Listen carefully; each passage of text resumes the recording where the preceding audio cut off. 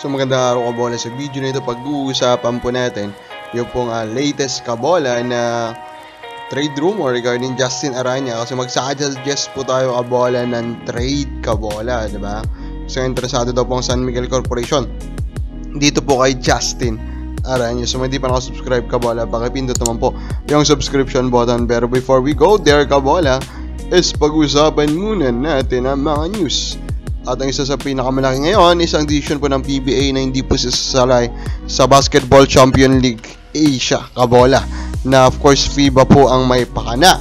Ano po, ito po yung dating FIBA Asia Champions Cup kabola, which is for me very interesting kasi po nung tinanong si Marshall, Commissioner kabola, na bakit, sabi niya hindi pa tayo masyado nakaka-recover mula sa nakarang taon kasi nga we hosted, diba, yun pong FIBA World Cup kabola and etc. So yun yung naging rason niya.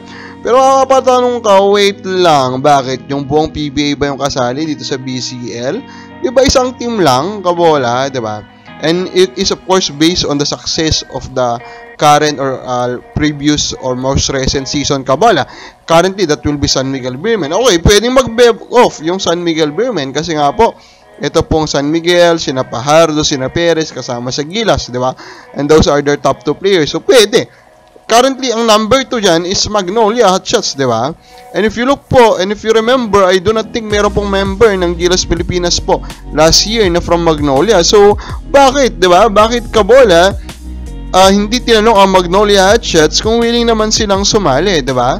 Kabola. And if you remember, di ba, 2 tournament pong nilaro lang natin for this season. So, if in terms po of the current level po, pagod na po ba yung mga players? I do not think so kasi 2 tournament lang, 22 games na elimination round kabola in total, then playoff games kabola. Ito na laro pa lang po nila. So nakakapagtaka tong decision na to. Pero it's kind of kung talagang lahat ng teams is walang umalma dito, para na rin nilang sinasabi na ayaw nilang sumali kasi medyo tagilid sa budget, diba kabola? And that will be crazy kabola, diba? Kinda crazy type of decision kabola, kasi of course this is a professional league and expected dyan may mga pera yung mga teams or franchises po na naglalaro po dito. Now let us congratulate po Rain or Shine kabola for managing kabola to reach po the playoffs kabola. They have a bad start pero now they are going to the playoffs after beating NLEX. So I'm excited for Rain or Shine kabola. I'm excited for them kasi madami pong nade-develop or nagpapakitang gilas na naman po silang player kabola. And I hope with that kind of depth kabola, mag-ingay po sila, makagawa po sila ng ingay the upcoming playoffs po.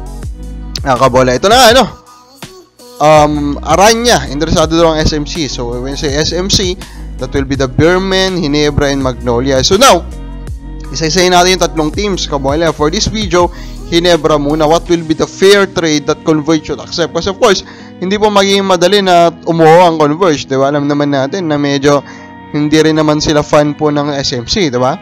So for me, kung ako po ang Converge, ito po yung i-accept ko po. It will be a straight swap between Stan Heidinger at saka si Aranya kabola. Yes, Stan Heidinger, who is already 34 years old. Kapalit po ng isang Aranya na 25 years old. Kasi of course, age-wise, kabola, panalo Ginebra, diba? 9 years difference. That means they have a much longer period of time to develop Aranya, kabola, and help them or make them win this trade, kabola. Pero on the other hand naman, I do not think Aranya or Arana will ever reach po the current level of Stan Heidinger. Stan Heidinger currently average niya for this season 17.9 points, 51% shooting kabola, 10.5 rebounds, 5 assists per game. While si Aranya naman kabola, he is currently averaging 17 points then, 60% shooting, 7 rebounds, 1.7 assists per game. So they are 2 different players, very traditional si Aranya, while Stan Heidinger is kind of modern kasi he can really pass kabola. And that passing, that elite passing that he provides is a different type of positive thing that can be added into a team na mukhang hindi po madedevelop ni Arana. Although of course, he can develop that. And then of course, yung age difference and then yung size difference. So overall, it will be a win now trade for Converge. While ito namang si Ginebra, they are trying to retool and making their future more sustainable. Kabola, okay ba kayo sa trade na to? Comment lang po sa baba.